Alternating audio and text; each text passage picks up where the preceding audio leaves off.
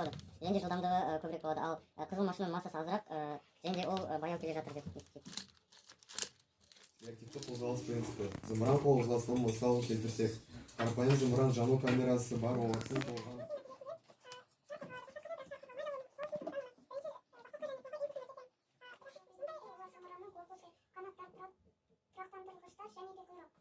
осы суретте көріп тұрғандарыңыздай, мынау зымыранның осы жерінде пайдалы жүктер орналасқан.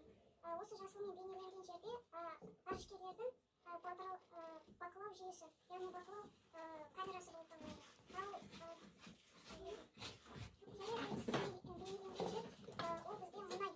Осы жерде мұнайды құямыз да, яғни топливо арқылы зымыран ұшады.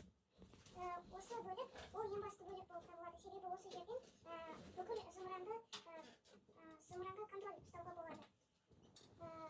Осы бөлік ол қозғаушы жүйе. Яғни осы бөлік арқылы зымыран ұшады, яғни оған қозғалысты береді.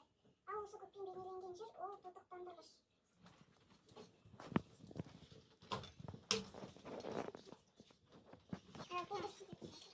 Бұл біздің зымыранымыз, ол яғни реактивный двигатель арқылы біз оны түсіндіргіміз келеді. Яғни әр зымыран ол реактивный двигатель арқылы өзінің қозғалысын бастайды. Және де осы суретте көріп тұрғанымыздай, зымыранды ұшыру кезінде осындай қолданылады. Ол бізде осы стақан болып табылады. Және де бізде зымыранның ішінде ғарышкер орналасқан.